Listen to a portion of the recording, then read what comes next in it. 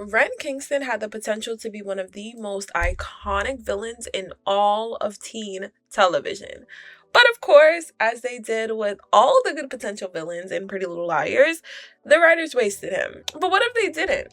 What if the showrunners were more concerned with making a great story that had compelling villains and logical explanations over shock value and unpredictability? What if Ren was A? Now, in the OG timeline, we know 4 facts about Mr. Kingston himself. We know 1, he's British. 2, he's engaged to Spencer's older sister, Melissa. 3, he's a medical resident doing his rotation at the time of the pilot. And 4, he had an alcoholic father who was in and out of mental institutions almost all of Ren's life. After Melissa brings Ren home, he immediately takes to Spencer. He creates these little secrets between them. Spencer's in her bathing suit and she's complaining about her pain, like her back is hurting her because of lacrosse practice. And he's like, don't worry, I know all about massages. And he's rubbing her back, and then Melissa comes in and Spencer immediately darts out and she's like, who are you talking to, babe? And he's like, no one. Go to jail! Eventually, Ren finds himself in Spencer's bedroom, which don't get me started on how he ended up there, because why is he in the house in the first place? I understand why Melissa would be in the house. It's her house. It's her parents' house. She grew up in the house. I'm pretty sure her bedroom, her old bedroom, is right next to Spencer's current bedroom. So Melissa has reasons to be in and out of the house. But what is Ren's reason? I think he had like a laundry basket with him. But is the washer and dryer upstairs, Mr. Kingston?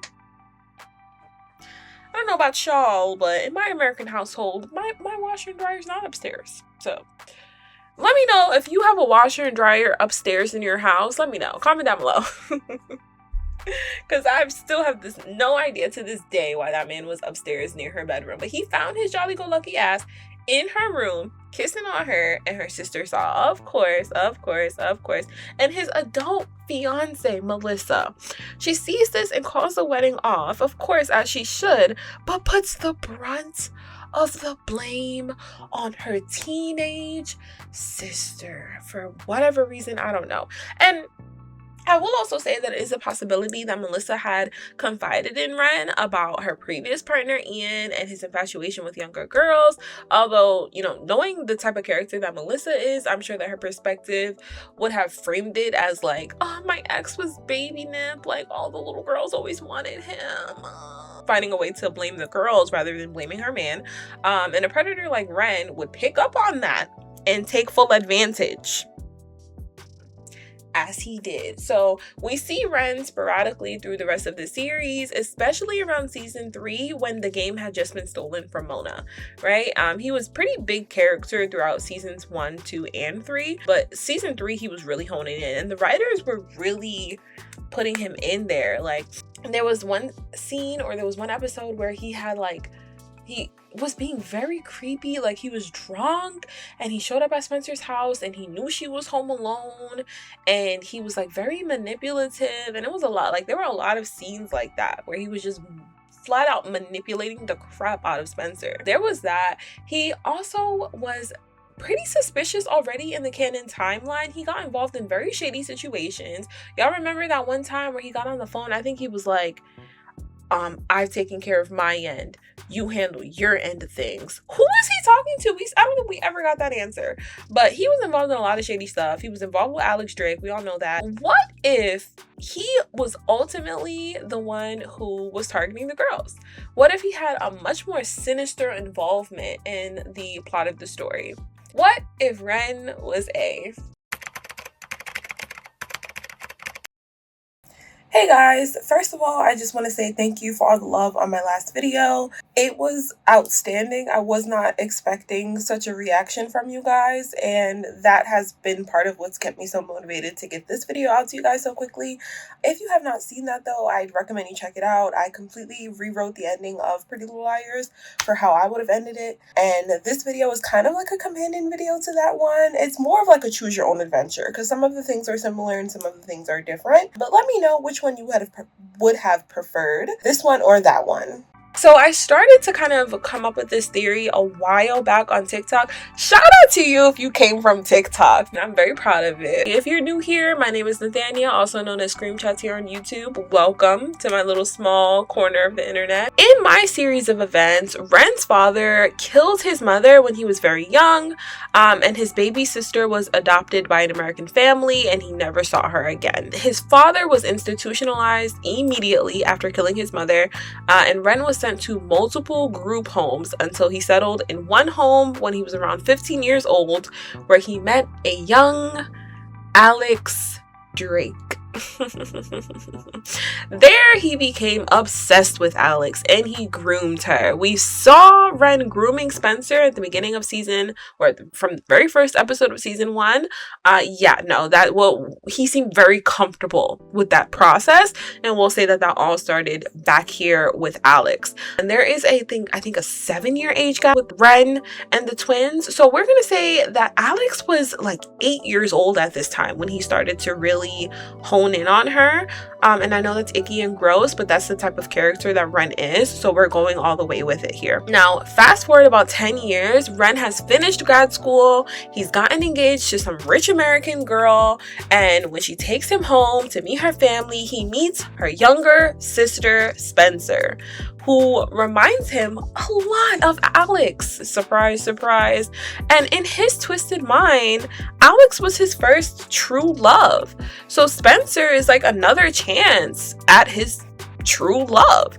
So that's why he's so infatuated with her. That's why he immediately takes to her, creating little secrets between them and wanting to kiss her and wanting to constantly be around her even when it's inappropriate, and her mama and her daddy will beat his ass. He don't care. He still want to be around. So then things will pretty much go exactly as they did in the canon timeline up until about the season 2 finale. Now, in canon, Cece goes into Mona's room in that little red bathrobe, and Mona thinks she's Allison and spills her guts, tells her everything she did as A. Now, this can still be included, but what I would change about it is I would have Ren be both Cece and Mona's doctor. And during one of Cece's therapy sessions, she will say something like, I wish I could just take the game from her, or she's so freaking creative, that bitch, I wish I could do what she did, or something along those lines.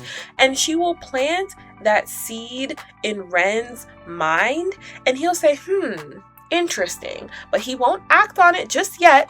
We'll get to when he really decides, yeah, I'm taking over this game and I'm making it mine. So in this timeline, Cece is not an evil mastermind. She is just a normal trans girl who came from a rich family and was abandoned. I would keep her storyline or her backstory pretty much the same. I would just not make her a De Laurentiis. Now, during his rotation in Radley and his time in Rosewood, I would make Ren make 3 major discoveries. Now, 1 or 2 of those would have made an impact, yeah, for sure, but all 3 of them were just way too much for him, and we'll see kind of how the implications of that fall out. Ren will discover the truth about Alex and Spencer. He'll find out that they're twins. He'll find Mary Drake's file. This file, I'm pretty sure, becomes important later on, like in season 7 or season 6B. I don't remember, but that file does come back up. So we'll say that Ren found that all the way from season 3. That's how he discovered Spencer and Alex are twins. Spencer was adopted by the Hastings family while Alex was sent overseas to live a miserable life.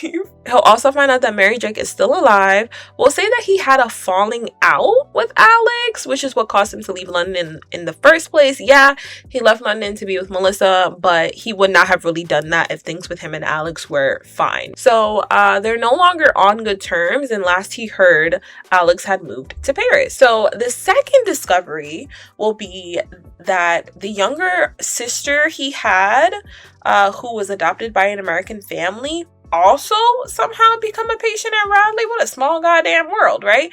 And that sister turned out to be Bethany Young. Can I get a round of applause? Oh, okay. We can save it to the end. Don't worry. It's okay. Fine. We can save it to the end. So So the only family that he has been missing at this point for 2 years, and she disappeared when she escaped to go whoop some Delarence's ass on the same night that Allison also went missing. Very weird, very suspicious, and he'll know that there's a connection between the two. Bethany escaped to go find some Delarence's and whip their ass, and then Allison goes missing? What's the connection? And he's going to become obsessed with finding out those answers. And the liars, he will be convinced, know the answers to those questions. And that's also part of the reason why he hones in on them so much specifically. And the final discovery will be that the alcoholic, abusive, mentally ill father that he had that killed his mom when he was young had a brother. And that brother turned out to be Byron Montgomery. Do you guys remember in the earlier seasons when Mike was going through his whole little depressive thing? And Byron was like, oh my God, it was like I was seeing my brother. And Ella was all like, he's not your brother.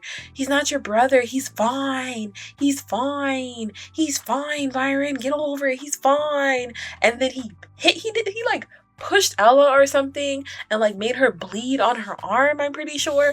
And she was all like, Arya, don't tell your dad. Don't tell your dad. Like, girl, please put that boy in therapy. But anyway, there were a couple of scenes where Byron had mentioned his brother and how mental illness had run on that side of the family. And Ella was very dismissive of him. But we will bring that back full circle, because why the hell did Marlene feel like it was important? I don't know. But we will bring that back, and it will be tied in to Arya always getting the favoritism, like the special treatment from A. Why was Arya Cece's favorite? I have no idea to this day. But this would explain at least why she was Wren's favorite. Now, there's always going to be two sides to every, coin. Now, while he did have a soft spot for her because she's his cousin, we will also say that he was very envious of Arya, because how did she end up with a good dad? Why was her dad the better brother, the professor, the college professor with a good loving wife and the nice house and all of these things that Arya got that he felt robbed of, right? She got to grow up with her brother. His sister was ripped away from her and she's still missing. He still has no idea what happened to her, right? Because at this point, this is only season 4. Allison hasn't come back yet. He doesn't know what happened to Allison. He doesn't know what happened to Bethany. He just knows they're both gone. Hey guys, editing Nathania here, and I just wanted to pop in and say it would have been so interesting if we had gotten some scenes to share with Arya and Ren. I don't know why they never gave it to us. We didn't have any scenes shared. I don't even think we had any scenes with Ren and Emily either. We have plenty of them with Spencer, and we have a bunch of them with Hannah in season 3, but I can't remember a single time Ren and Arya were on screen at the same time or in the same scene. What could have been even more interesting to play around with that is when Ren does eventually do his reveal, Arya immediately recognizes him. Like, this is my father's brother's son. This is A? And obviously Spencer knows him as Ren, but she's never shown a picture to Arya. She's never, they've never made that connection. Kind of like in Scream 2, where Mrs. Loomis is roaming around the campus tormenting Gale, but as soon as Sydney spots an eye on her, she's like, Mrs. Loomis? It would be like that. And this is also around the time where Allison's body goes missing. So he's going to get the suspicion, the inkling, maybe, could it be Bethany? So he's going to steal the body and he's going to figure out how to get the DNA testing or whatever. He's going to test his own DNA and see if it matches with the DNA from the body. And he will discover that that is his sister. And he is going to decide that Allison and the liars killed his sister. So he is going to even be more pissed off at them. And he's going to be even more honed in on, I need to make these bitches pay. And this will be the moment when Ren decides, yeah, I'm taking over that game. The game that Mona came up with and the idea that Cece planted in my mind, we're doing it. We're doing it. We're gonna go all out, full-fledged, whoop their asses. And that's what he did. Now, Ren being A has some major implications, right? This means that Ren was the one who orchestrated Toby faking his death, which led to Spencer being admitted to Radley. And of course, he's going to be in on the irony of that situation, knowing that she was born there and Spencer doesn't even know this at this point. It also implies that it brings so much more meaning to the whole thing with Hannah and Caleb. You guys remember that thing when Hannah kept on going to visit Mona and her and Caleb were fighting about it, and Ren comes in like, yeah, you're having an ambiguous loss, and Hannah lies to Caleb and it's like, yeah, I googled it, that's how I found out about that word. And then Ren uses that same phrase to Caleb. That would have been so good if Ren was A, because it's like he's really trying to drive a wedge between them. Oh, such an A thing to do. I also do want to say that I would swap the storyline with Toby's mom. All of the Marion, like Toby's mom stuff, I would make it about Mary Drake.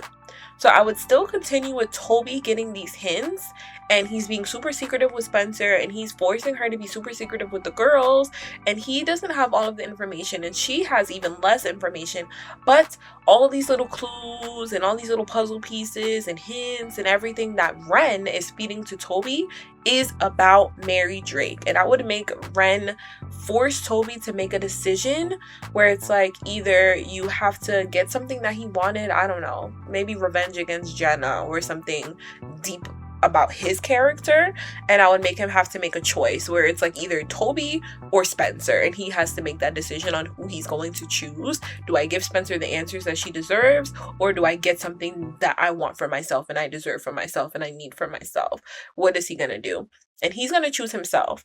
And Ren is going to immediately expose him. Doesn't that eat? Because having Toby on the A team and giving that stupid ass, weak ass excuse about, oh, I was protecting you, Spencer, I never wanted you to get hurt. Anna. Shut up. No. And Spencer forgave him way too fast. Are you kidding me? He literally led to her being locked up in a mental institution, and she wasn't there for no 24 hours. It wasn't no 72 hold up. She was there for quite some time. She was comfortable. Okay, she had her own living slippers at Radley. So no, we're not forgiving Toby over here. But this would have at least given Toby some grounds for forgiveness. Like, if he were doing it actually for Spencer, like he needs to find out this information because it's related to Spencer in some way, rather than him needing to know information about his mom who has no relevance to the story. Like, why do we care about Toby's mom? It would have been so much more impactful if it had been about Mary Drake, and then we get her reveal, or we see her pop up after Jessica De Laurentiis is dead, and we're like, wait a minute, because we could have found out about Mary Drake and not known that she was Allison's mom's twin, right? We could have found out about Mary Drake, and then it could have been a completely separate reveal that Mary Drake was Jessica's twin. So that's what I would have done. So to clarify, I would have Spencer discover the existence of Mary Drake. I would have her learn that she was adopted. I would have her learn that she is a twin, and we don't know anything about the twin. So that whole situation where Spencer and Toby are investigating and they meet the doctor and he's like, watch out for that blonde girl, yada, yada, yada. All of the entire storyline would be catered to Spencer finding out that Mary Drake exists. She's adopted and she has a twin. She will not meet Mary Drake until after Jessica is, and then she will discover, oh, you're Allison's mom's twin? So I'm Allison's cousin? Huh? And that's when we'll get the backstory with what happened with Peter and how Mary Drake tricked him and all that. Now, one big thing that I want to talk about would be the dollhouse. Now, of course, Ren being A makes some major changes within the dollhouse, but maybe not too many changes. Like, I would definitely keep those games that Cece played with them, like the who gets water today, who's gonna get shocked, you or someone else, you know, those types of games with psychological torture. I would keep that. I would let Ren play those games with them as well, and I would have let it be for the whole 3 weeks. I would have had those 10 episodes be within the dollhouse. I also would have kept the whole storyline with Mona being forced to to be Allison, did, or I would have had Wren do it for completely different reasons than Cece. So Cece had made Mona dress up like Allison because she wanted Allison as a doll. She couldn't or didn't want to kidnap Allison just yet. I'm not really sure why she chose to get Allison put in prison rather than just kidnap Allison if she wanted her to be her doll, because she had equal opportunity to kidnap Allison. But whatever, who cares, who knows. She kidnapped Mona, and I would keep that. I would keep Wren kidnapping Mona, but I wouldn't have him do that because he wanted Mona to be Allison. I would do it because Wren was Mona's doctor, and he knows that when Mona was A, it was Allison. Like, in Mona's head, almost like Mona was signing those messages as A because she wanted the girls to think it was Allison. She was going based off Allison's diary entries. She was tormenting Allison's friends. It was all about Allison for Mona. It was Allison was the catalyst in Mona becoming A.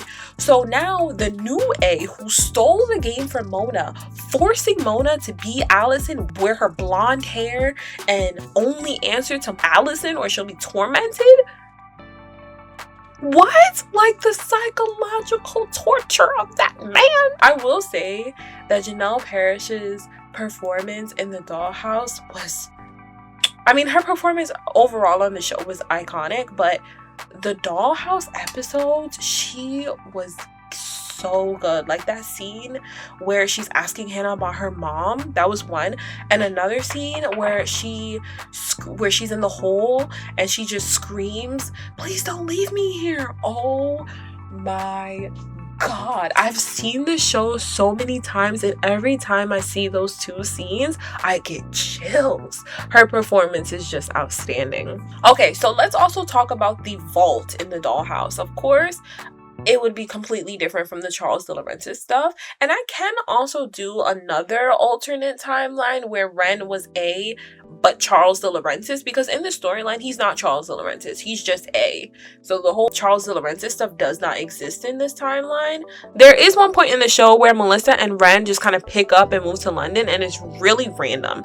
Now, at least we can say that at that point, that's when Wren had reconnected with Alex overseas and eventually broke things off with Melissa. And Melissa can't understand him the same way Alex does. Even Spencer cannot understand Wren the same way that Alex does. He will tell her about the game and how addicted he got, and she will become obsessed with it as well. At one point, it's all she'll ever be able to talk about, and she will be the one who comes up with the idea for the dollhouse.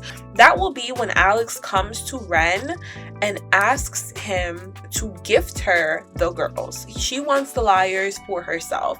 She comes up with the idea for the dollhouse, and they design it together. They work through it together. And instead of stupid ass Noel Kahn, it will be Alex Drake assisting A in the dollhouse. And the stuff in the vault will consist of things from London, so things from him growing up with Alex Drake. There will be these little mementos, or maybe there will be pictures of Alex, and Spencer will look at them and be like, "This looks like me, but I have no memory of this incident, and why is my hair like that, and who did my eyebrows like that?" Like, the girl, or maybe Hannah will have a lot of comments about, like, "Why is your eyebrows look like that?" And Spencer will be like, "I've never even worn my hair, like, I don't remember ever having my hair like this." And there will be like these little hints. There will also be photos of Aria's dad and his brother, right? So Aria is going to look at this and be like, "How is my dad connected to all this?" And there's going to be all these questions, right? Just like how there were with Charles de Laurentiis, but they're different questions now. And instead of that stupid prom, which I still don't even understand why the writers did it the way that they did it, but whatever. Instead of that stupid ass prom, what I will have instead is a wedding. I'm going to have Wren force the girls to dress up. I'm going to have Spencer be the bride, and all of the rest of the girls are going to be bridesmaids, and Mona as Allison will be the maid of honor. God, poor Mona. After Spencer walks down the aisle, I'm going to have Ren take off his mask, and they're going to, all the girls are, what? And then that's going to be the whole thing. It's not going to be a real wedding, but it is going to be an entire theatrical event where Ren gets to go into his whole full-fledged villain monologue, and Arya is going to ask him, like, so what does my dad have to do with all of this? And he's going to tell her, like, yeah, your dad is my dad's brother. But before we get to the wedding, I'm going to have another scene where Hannah, I think it's Hannah, whose room is right next to Spencer's in the dollhouse. Correct me if I'm wrong in the comments, y'all. Please feel free to email live. However, I think it's Hannah, so we'll go with Hannah for now. And if it was someone else, then we'll just substitute them. But I think it's Hannah. We'll say that Hannah gets woken up at one point in the dollhouse by a scream, but she's too scared to leave her room and investigate and figure out what happened. There's going to be a scream, a crash, and then silence, and no one will ever question it. No one will ever figure out what happened. Everyone is going to be too intimidated or too scared or too, like, out of it to even ask about it or figure out what happened there. And what I'm going to do in that moment, and we'll flash back to it when the reveal happens in the end of season 6, or I guess we're going into season 7, so the reveal will be in season 7. But I'm going to have Alex Drake, with the blessing of Wren, kill Spencer and take her place. So at the time of the reveal, at this wedding where Spencer has now walked down the aisle and Wren reveals himself, this will be Alex Drake. But the audience will not know that. They will be thinking that it's Spencer learning all of this for the first time. And Spencer will be faking, obviously, surprise and be like, what? Oh my God. Just like the girls are shocked. But Alex will get bored of just observing the girls. She will eventually want to jump in, and she will start taking Spencer's place in the dollhouse. So they'll have Spencer locked up somewhere else, I guess in another hole, like what they had Mona in, just to test out the waters and see if the other girls will pick up on it. And when they don't, that will be when Alex actually takes Spencer out and she takes her place fully. And that will be the introduction to wedding. And Spencer will find a way to escape in that moment, right? Similarly to how the girls tried to escape, but they were unsuccessful. This attempt will be successful. So Alex as Spencer can go out into the real world and experience Spencer's real life now, because she's bored of the dollhouse, even though it was her idea. Now with this timeline, I'm going to exclude the whole bit where Allison had helped the girls escape, because I don't really like it. Instead, I'm going to give that credit to Caleb Mike, which was Arya's brother and Mona's boyfriend. So I'm gonna give him some agency, because Pretty Little Liars had no respect for that character. Like, they did not even care. That, I don't know if it was the actor who just wasn't coming back, or the show who was just not trying to pay him, or I don't know what the issue was. But Mike Montgomery, we need some justice for the little brothers. Him, and what was the other one from Vampire Diaries, Elena's little brother? Jeremy. I was about to say, I don't even remember his name. Jeremy and Mike deserve some justice. But I'm gonna have it be Caleb, Mike, and Papa Fields, because there's no way that Mr. Fields himself would hear about his daughter being kidnapped and he doesn't want to pull some Liam Neeson shit. Some Liam Neeson shit. Okay? No way he doesn't. So the three of them will be working tirelessly to rescue the girls, but they will be unsuccessful. They will not rescue the girls. Instead, it will be Alex as Spencer who escapes and eventually does find them, or they find each other or whatever. And that is the process of how, the girls are found. I would delete every single thing in relation to Sarah Harvey. Get her out of here. I don't ever want to even hear the name again. I wouldn't even include that little bit in season 1 or season 2, whenever it was, where Emily went to go meet her friends. I don't care. Delete it. We don't need it. But I really do like this series of events, though, instead of the canon timeline, because it still includes Allison. She's still tied into the main plot of things, because if it weren't for her bullying of Mona, then we would never have even had Wren as A. It all started with Allison from the beginning still. And personally, Wren is my favorite A theory. I love the concept of Wren being A. There were so many little hints all throughout. There were so many things where A was doing medical stuff, right? He was planting notes in Hannah's tooth. He could have been on his dentist rotation, or maybe he had a dentist rotation in Rosewood, so he was cool with the people in that building, and he, you know what I'm saying? Like, there were so many little things that happened with medical stuff. Wren knew exactly where to take that body. There was also that scene where I don't remember who it was that was in the morgue at that point, but when whoever it was, they had walked out, we had, who I'm assuming is A, sit up in one of the body bags in the morgue. Tell me that could not have been Wren. But if you guys liked this video, if you guys think that Wren would have been a better A than what we got, definitely leave a like below. I would love to chat with you guys about it in the comments. Feel free to watch my TikTok on it as well, and follow me on TikTok, because all of us little, short attention span folks who can't sit through a whole YouTube video, watch those TikToks because they're shorter and they're fun. So, and if you made it this far, I think it's safe to say we're internet besties now. Go on ahead and subscribe, and I will see you all in my next video. Bye!